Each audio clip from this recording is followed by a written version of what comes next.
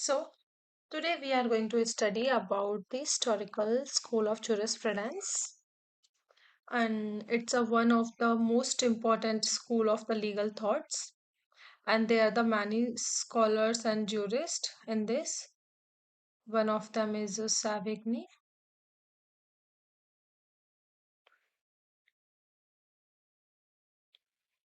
One of is the Savigny, and the theory of the Savigny was developed, and who believed that law is not made overnight by the legislature but grows naturally from the customs, tradition, culture, and history of the people.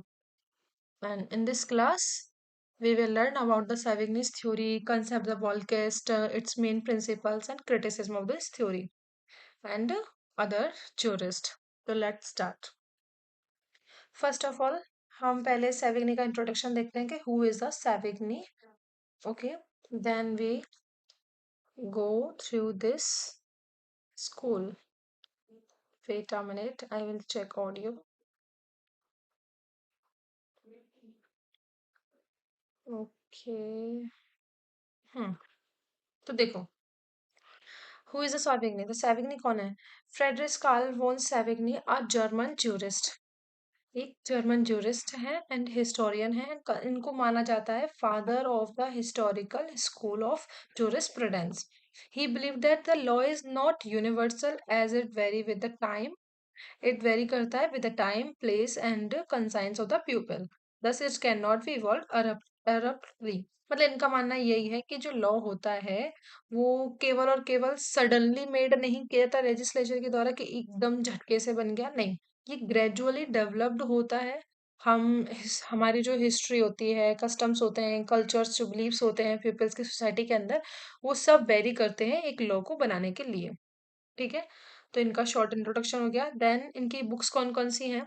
तो law of the possession, the history of the Roman law in the middle age and system of the modern Roman law. Okay, then अब हम इनके thoughts की बात करते हैं. तो main important जो भी चीज़ है इनके थॉट्स हैं, तो उनको देखते हैं. तो पहला है law is a unique. Law कैसा होता है? यूनिक है. दैट मीन्स क्या है? तो दैट मीन्स क्या है कि every country has its own customs and tradition. के हर एक कंट्री के क्या होते हैं? खुद के उनके खुद के कस्टम्स होते हैं, कुछ ट्रेडिशंस होते हैं. मतलब ये हो जाए, इसका मतलब ये हो जाएगा therefore the same law can not be applied everywhere. के हर एक स्टेट या कंट्री के अंदर सेम लॉ एप्लीकेबल नहीं होता है. हर एक कंट्री स्टेट का लॉ क्या होता है? अलग होते हैं. उनके कस्टम्स अलग होते हैं, उनके बिलीफ्स अलग होते हैं. जैसे हमारी जो इंडिया है, ये डाइवर्ट कंट्री है. ठीक है, इसमें हर एक रिलीजन के या लैंग्वेज भी बहुत अलग अलग होती है. तो इसी तरीके से लॉज जो होता है वो भी अलग अलग होते हैं. तो हर एक लॉ कैसा होता है? एक यूनिक होता है. ठीक है, जैसे अमेरिका का लॉ में थोड़ा चेंजेस होते हैं, हमारे लॉ अलग है, कनाडा का अलग है, ऑस्ट्रेलिया का अलग है. तो हर एक जगह कंट्री के जो लॉज होते हैं वो अलग अलग होते हैं. Then second is a law developed with the pupil's life and the conscience, not made or invented. ठीक है, तो इसमें इन्होंने क्या बोला कि जो लॉ डेवलप्ड होता है विद द लाइफ. ठीक है, and the conscience of the प्यूपिल. तो लॉ डेवलप्ड किसके साथ में होता है? जो लोगों की लाइफ होती है, कंसाइंसनेस होती है. कंसाइंसनेस मतलब उनको एकदम उनके उनके अंडरस्टैंडिंग, एक तरीके से बोल सकते हैं, विल ऑफ द पीपल्स बोल सकते हैं. ठीक है, स्टेट ऑफ माइंड बोल सकते हैं. ठीक है, तो लॉ डेवलप्ड होता है इन सारी चीजों से, नॉट मेड और इन्वेंटेड. लॉ को इन्वेंटेड नहीं किया जाता है, ये इवॉल्व होता है नेचुरली. ये इवॉल्व होता है धीरे धीरे सोसाइटी के साथ में. हिस्टोरिकली ये क्या होता है? इवॉल्व होता है. The third is a law is a relatable to the language which wear its own country's customs and the cultures hence cannot be applied universally. तो वही सारी चीजें हैं कि लॉ क्या होता है. लॉ एंड लैंग्वेज क्या माने गए? सिमिलर माने गए, रिलेटिव माने गए. जैसे हम बोल सकते हैं कि जस्ट अ लैंग्वेज डेवलप्ड होती है naturally in the society, law भी उसी तरीका से डेवलप्ड होता है. Then next is a law grow with the nation and die with the its a resolution. देखो, लॉ किसके साथ ग्रो करता है? नेशन के साथ ही ग्रो करता है. और जैसी नेशन की भी इंपॉर्टेंस या नेशन का डिसोल्यूशन हो जाता है, उसी तरीके से लॉ भी खत्म हो जाता है. तो हम बोल सकते हैं कि law grow with the nation and may disappear when the nation disappear. तो लॉ ग्रो करता है नेशन के साथ में ही, और जैसे ही नेशन डिसॉल्व होता है, वो खत्म हो जाता है, उसकी एग्जिस्टेंस खत्म हो जाती है, तो वहां का लॉ भी खत्म हो जाता है. Next is a law is found as a societal principle nevertheless later developed by the jurist. ठीक है। लॉ बिगिन जो सोसाइटी में जो लॉ है वो बिगिन होता है एंड लेटर उसको रिफाइन किया जाता है, डेवलप किया जाता है किसके द्वारा? जूरिस्ट के द्वारा उसको बाद में क्या किया जाता है? रिफाइन किया जाता है। अगर उसमें कोई कमी रह जाती है, कोई चीज रह जाती है, तो वो इनके द्वारा की जाती है, जूरिस्ट के द्वारा। ओके। देन नेक्स्ट क्या है कि what is a law according to Savigny. अब सेविग्नी के अनुसार लॉ क्या माना जाता है? ठीक है, तो देखो इन तीनों, ये तीनों जो पॉइंट है पहले इनको देखते हैं।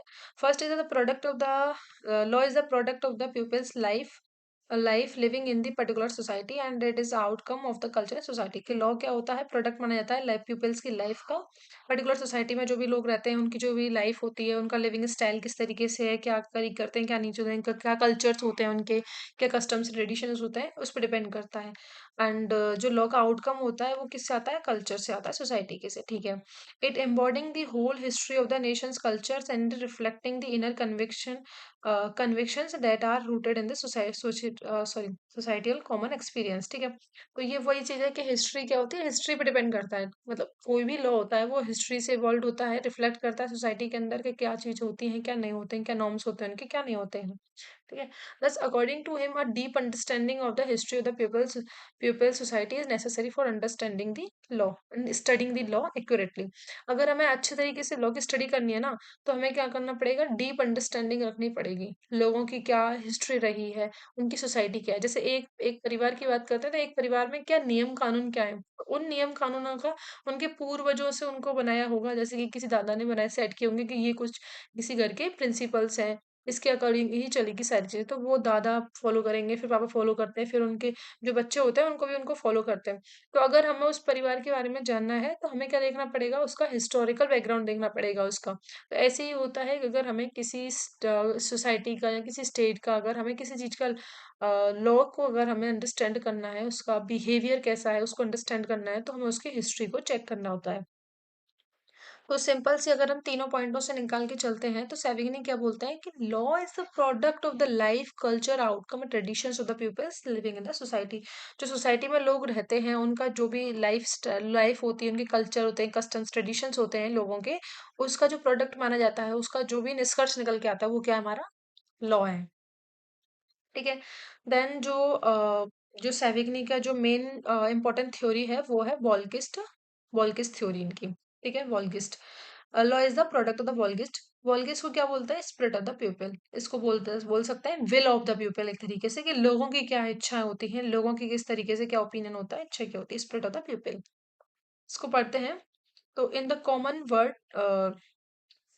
Word Volksgeist is the collective consciousness of the people. कैसा है? Collective consciousness of the people है इन द सोसाइटी। ठीक है।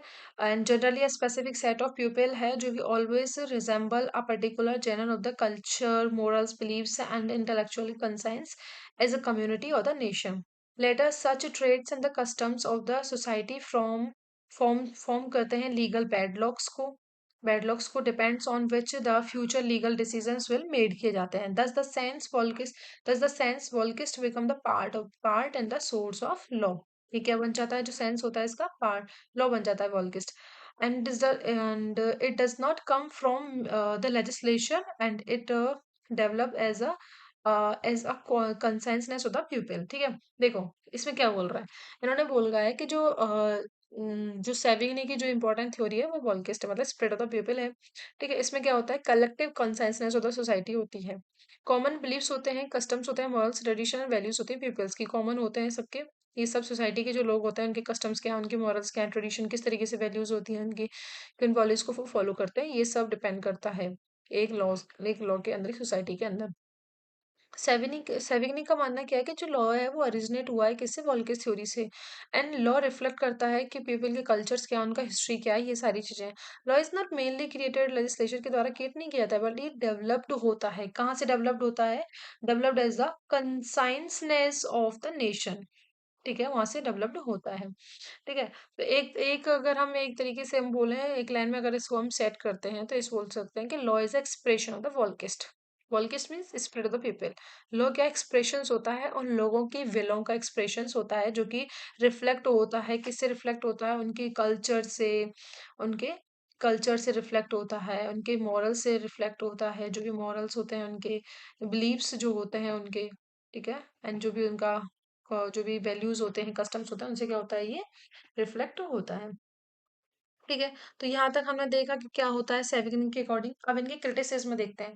देखो क्रिटिसिज्म में कुछ नहीं है ज्यादा इनके में।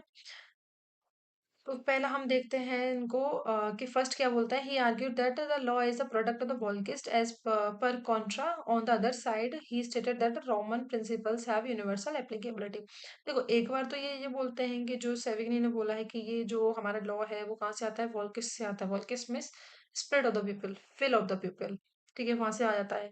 लेकिन ये ऑल्सो सपोर्ट करते हैं रोमन लॉ को, जो कि ये बोलता है कि लॉ क्या होता है, एप्लीकेबल होता है यूनिवर्सली। स्टार्टिंग में हमने देखा था, इन्होंने बोला है कि लॉ जो है हर एक कंट्री का डिफर होता है, यूनिक होता है। लेकिन यहाँ ये बोल रोमन लॉ को सब, जो रोमन प्रिंसिपल्स हैं उनको सपोर्ट कर रहे हैं, और जिसमें जिसका अकॉर्डिंग क्या होता है कि लॉ क्या होता है, एप्लीकेबल होता है यूनिवर्सली। तो ये क्रिटिसाइज किया गया था इनको। सेकेंड है इनका the concept of Volksgeist only has limited applicability, कि जो इनका जो कंसेप्ट है वॉल्किस्ट, वो can not explain all the laws, उसने सारे लॉज को एक्सप्लेन नहीं किया है, उसके पास क्या है, लिमिटेड स्कोप है उसका। ठीक है, somewhere he ignored that even people who belong to the same community have a difference in the opinion. उन्होंने, उनका क्या मानना है, उन्होंने ये बोला है कि जो पीपल होते हैं सेम कंट्री सेम सोसाइटी के अंदर, जो पीपल्स होते हैं उनके खुद के अपने अपने डिफरेंट डिफरेंस क्या होते हैं, ओपिनियंस होते हैं, बिलीव्स होते हैं। तो उनको हम एक ही तरीके से ट्रीट नहीं कर सकते कि एक ही स्टेट के कस्टम्स एंड राइट्स हैं उसी हिसाब से हमको ट्रीट कर रहे हैं, नहीं। क्या होता है, हर एक व्यक्ति का क्या होता है, खुद के अपने कुछ ओपिनियंस होते हैं, कुछ कस्टम्स होते हैं, ट्रेडिशंस होते हैं, हर एक व्यक्ति के क्या होता है, अलग अलग सिस्टम होता है। ठीक है, और ये एक ही तरीके से उनको लेके चल रहे थे। And he overlooked the significant role played by the judiciary, which has been a powerful influencer of the law. Professor Stone stated that the same and added that Savigny ignored the legislation and law as an instrument of the societal change by the focusing more on the spirit of the people. ठीक है, इन्होंने क्या किया है, सिर्फ और सिर्फ इन्होंने किस पे फोकस किया है, spread of the people, people's की विल पे ही फोकस किया है। इन्होंने कुछ और चीजें नहीं बताई है कि जुडिशरी का भी एक इम्पोर्टेंट रोल होता है, कोर्ट और लेजिस्लेचर का भी एक इम्पोर्टेंट मेजर रोल होता है लॉ को डेवलप करने में। उन्होंने इसको पूरी तरीके से इग्नोर कर दिया। इन्होंने बोला है कि सिर्फ history, culture, traditions and customs जो होते हैं इनके ऊपर ही लॉ को मेड किया जाता है, बाकी इनको कोई मतलब नहीं है। इन्होंने जो कोर्ट है, लेजिस्लेचर है, उसका जो भी ओपिनियन है, या जो भी कस्ट कोर्ट और लेजिस्लेचर की जो जितनी भी इंपॉर्टेंस होती है उनको इन्होंने पूरी तरह से नेग्लेक्ट कर दिया है। ठीक है, लॉ क्या होता है, एक सोशल इंस्ट्रूमेंट्स होता है जो कि सोसाइटी जैसे चेंज होती है उसके साथ ही चेंज होता है। लेकिन इनका फोकस सिर्फ किस पे था, स्पिरिट ऑफ पीपल पे ही रहा है। इनको कोई मतलब नहीं था कि लॉ क्या होता है। लॉ सोशल मतलब एक इंस्ट्रूमेंट होता है जिसमें जो कि सोसाइटी जैसे चेंज होती है उसके अकॉर्डिंग लॉ चेंज हो जाता है। ठीक है, जैसे एग्जाम्पल देखें, अबॉलिशन ऑफ सती प्रथा, जैसे सोसाइटी के ओपिनियन चेंज हुए, सोसाइटी के लोगों के जो थॉट्स से जैसे चेंज होने लग गए, तो उन्होंने जो अब ये एक्ट लेके आ गए, कानून लेके आ गए कि अबॉलिशन सती प्रथा होना चाहिए। विडो रीमैरिज एक्ट आ गया, ऐसी बहुत सारी चीजें और भी आ गई हैं। जैसे जैसे लोगों के थॉट्स चेंज होते गए ना सोसाइटी के टाइम टू टाइम, उसी तरीके से क्या होता है, लॉ डेवलप्ड हो जाते जाते हैं और नए नए नए कानून बनते रहते हैं। ठीक है, नेक्स्ट है, critics claimed that Volksgeist can never be the only source of law as a Savigny propounded. ठीक है, since we have a certain laws which are inspired और adopted from the other countries and history had sown more sorry history had sown some enacted laws were directly opposite to the people's spirit। देखो इन्होंने क्या बोला है, जो critics थे वो claim करते हैं कि जो इनका मानना क्या था, सेविग्नी प्रपोंड करते थे, सेविग्नी का मानना था, इन्होंने केवल और केवल जो बॉल्किस्ट जो थ्योरी है इनकी उसी को क्या माना है, अपना सोर्स ऑफ लॉ माना है। बल्कि ऐसा नहीं है, since we have certain laws, हमारे पास कुछ लॉज भी होते हैं जो कि इंस्पायर्ड होते हैं, अडोप्टेड किए जाते हैं हमारे अदर कंट्रीज से, जैसे हमने अडोप्टेड किए हैं उनसे इंस्पायर्ड हुए हैं। तो और भी चीजें हैं हमारे पास में, लेकिन इन्होंने सिर्फ और सिर्फ जो स्पिरिट ऑफ पीपल मान सकते हैं उसको ही क्या माना है, अपना सोर्स ऑफ लॉ माना है। And history had shown some enactment laws were directly opposite to the spirit of people. ठीक है, some laws have even go against the people's opinion के अगेंस्ट में भी जाते हैं। ठीक है, तो ये हो गया हमारा सेविग्नी का कंसेप्ट कि सेविग्नी ने क्या मानते हैं, क्या नहीं मानते हैं, उनके अकॉर्डिंग लॉ क्या होता है, क्या नहीं होता है। इनको फादर माना जाता है हिस्टोरिकल स्कूल्स का। ठीक है, और ये सारी चीजें हैं इनके बारे में। ठीक है, हिस्टोरिकल स्कूल देखते हैं तो हिस्टोरिकल स्कूल का मतलब वही होता है। हिस्टोरिकल स्कूल का मतलब क्या होता है? इनका मानना होता है कि लॉ जो है सडनली मेड नहीं किया था, लॉ डेवलप्ड होता है slowly with the society. Every nation has a different customs and traditions होते हैं, therefore every nation has a different laws होते हैं। हर एक स्टेट के जो कंट्रीज होती है उनके अपने अपने वो होते हैं। वॉलकिस्ट क्या होता है? वॉलकिस्ट मतलब देखो अगर हम वॉलकिस्ट को क्या करें, हम कहाँ गया, वेट अ मिनट, ये रहा। अगर वॉल किस्ट को हम वो करें ना, इसको तोड़े हम दो में, तो वॉल और जस्ट, वॉल मतलब क्या होता है? पीपल, जस्ट मतलब स्पिरिट। तो लोगों की जो स्पिरिट होती है ना, जो उनके विल होते हैं, वो है। और इसमें क्या क्या चीज आ जाती है? जैसे कस्टम्स आ जाते हैं। ये रिफ्लेक्ट किससे होता है? कस्टम से, ट्रेडिशन से, religions, morality, believes, language, culture जो भी होते हैं। और सेविग ने बिलीव करते थे कि ये सारी चीजें क्या करती हैं? लॉ को क्रिएट करती हैं। ठीक है। ओके, नेक्स्ट हम किसका देखेंगे? हेनरी मैने। सर हेनरी मैने। ठीक है, सर हेनरी मैने कौन होते हैं? ये भी क्या है? हमारे जो हिस्टोरिकल स्कूल है इसके स्कॉलर हैं, ब्रिटिश जूरिस्ट हैं ये। तो इनके बारे में पढ़ते हैं कि sir Henry Maine a British jurist has analyse the legal system of the various societies and propounded the detailed theory on the evolution of the law by the comparing them. With the help of the comparative study on the legal evolution, he concluded that law has a four stage of the development are as follow. ठीक है, sir Henry मैंने क्या बोलते हैं? ये famous supporter हैं historical school of law के। ये बिलीव करते हैं कि जो लॉ है वो डेवलप्ड होता है ग्रेजुअली विद द सोसाइटी। इसके साथ में डेवलप्ड होता है, जैसे जैसे सोसाइटी में डेवलप होते जाते हैं उसी तरीके से क्या होता है, ये डेवलप होता है सोसाइटी के साथ में ही। एंड स्टडीड करते हैं ये डिफरेंट लीगल सिस्टम्स को स्टडी करते हैं, एक्सप्लेन करते हैं कि हाउ द लॉ डेवलप्ड। ठीक है, ये क्या करते हैं? ये इस चीज की स्टडी करते हैं कि किस तरीके से, स्टडी करते हैं ऑन द लीगल एवोल्यूशन, कि किस तरीके से हाउ द लॉ इवॉल्व होता है ओवर द टाइम। एंड हिन कंक्लूड करते हैं that law is a four stage of the development. अब लॉ की डेवलपमेंट होने की चार स्टेजेस इन्होंने बताई हैं।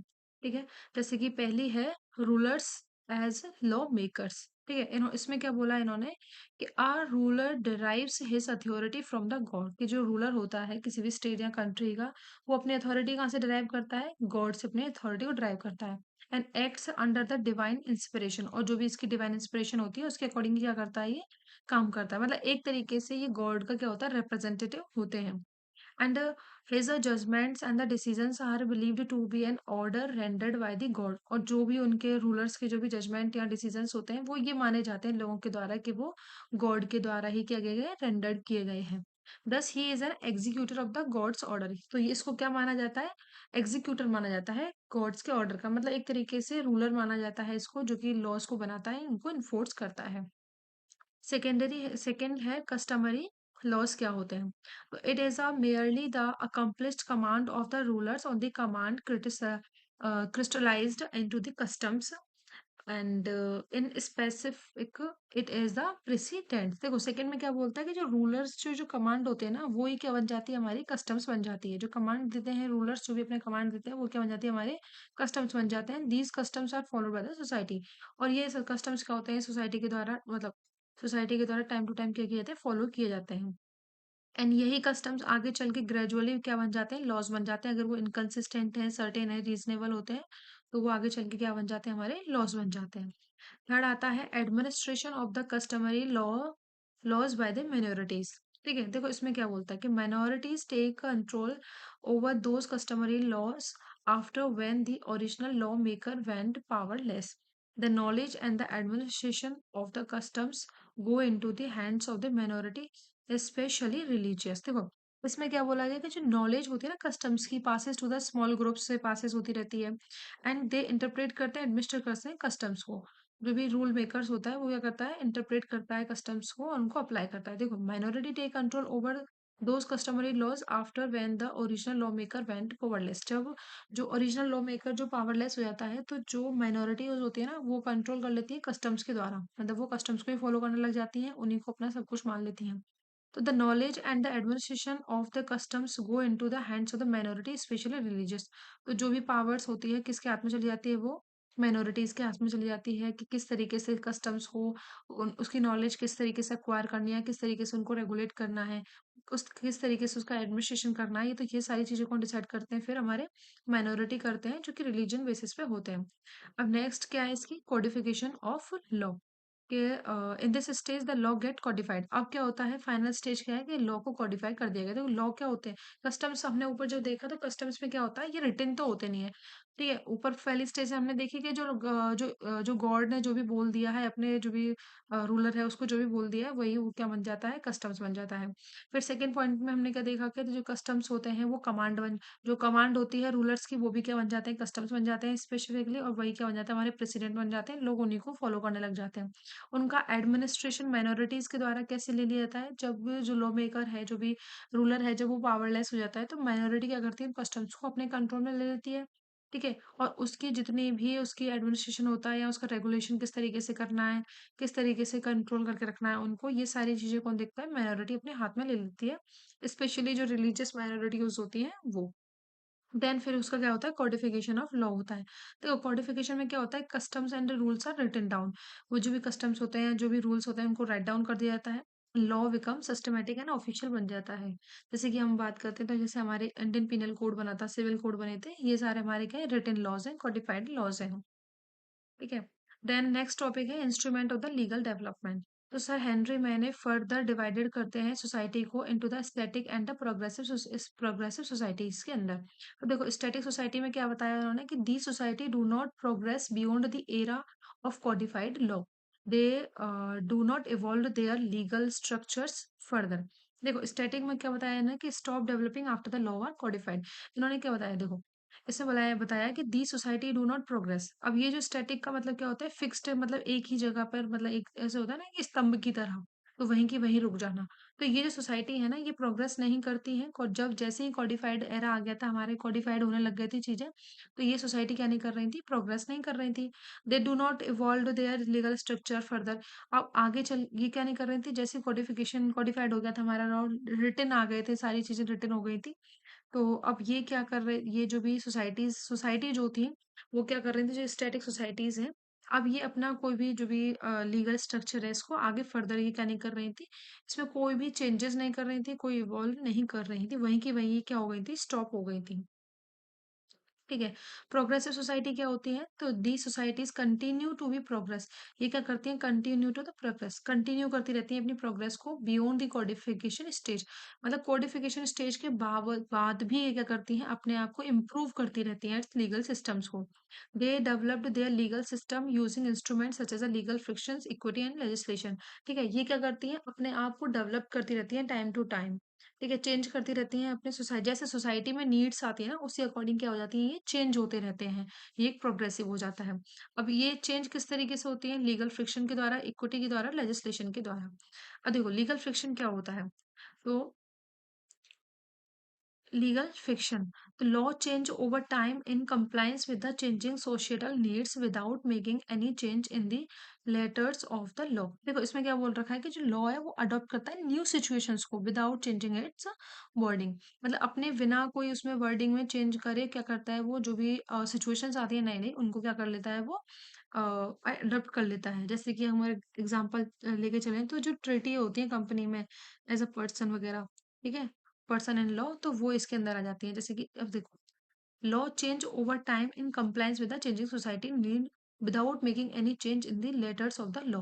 मतलब बिन अपना जो मेन पर्पस है ना, उसको चेंज किए बिना लॉ जो भी नीड, सोसाइटी में नए नए चेंजेस आते हैं, न्यू चेंजेस जैसे आते हैं, उनको अडॉप्ट करते चलता है, लेकिन जो अपना खुद का जो एक मतलब पर्पस है ना, उसको चेंज नहीं करता है वो। ठीक है। इक्विटी क्या है, it is a one of the significant agent which modifies laws and remove injustice. मैंने states equity is the body of rules existing by side of the original civil laws and founded on the distinct principles। देखो, equity में क्या बोला इन्होंने कि it is one of the significant agents which modified the laws and remove injustice. के जो equity है, ये क्या है, एक इंपॉर्टेंट एजेंट है जो क्या करता रहता है, मॉडिफाई करता रहता है लॉस को मॉडिफाई करता रहता है टाइम टू टाइम, एंड क्या करता है, रिमूव करते रहता है इनजस्टिस जो भी होता है ना उसको। मतलब ये क्या लेता है, फेयरनेस एंड जस्टिस लेके आता है, bring fairness and justice. And correct करता है स्ट्रिक्टनेस, जो स्ट्रिक्टनेस होती है law की, उसको क्या करता है, ये करेक्ट करता है। ठीक है। नया हेनरी मैंने क्या बोलते हैं कि equity is the body of the rule existing by the side of the original civil laws and founded on the distinct principles. ठीक है। नेक्स्ट क्या है, थर्ड हमारा legislation. It contributes to the most effective legal change and reforms law. Reforms law by the unambiguous statement of the enacted legal code. देखो इसमें main क्या होता है, लेजिस्लेशन मतलब क्या होता है, पार्लियामेंट। तो पार्लियामेंट क्या करती है, न्यू न्यू लॉज बनाती रहती है, जैसे जैसे कोई चेंजेस होते रहता है उसके अकॉर्डिंग क्या करती रहती है, वो नए नए लॉज बनाती रहती है। फास्टेस्ट मेथड होता है लीगल रिफॉर्म, ये लेजिस्लेशन के द्वारा क्या होता है, एक फास्टेस्ट मेथड होता है ये लीगल रिफॉर्म का। जैसे ही कोई सोसाइटी में चेंज हुआ है, रिफॉर्म हुआ, जैसे ही वो चेंज कर देती है, ठीक है, न्यू रिटर्न लॉज को लेके आ जाती है। जैसे कि अब पहले हमारे में आईपीसी, सीआरपीसी और इंडियन एविडेंस एक्ट चलते थे, लेकिन अब नाउ 2023 के बाद से ही 2024 1 जुलाई 2024 से क्या हो गया था, हमारे जो नए जो लॉज हैं वो रिफॉर्म हो चुके हैं, जिनको हम BNS और BSA बोलते हैं। ठीक है, उसी तरीके से ये भी चलता रहता है।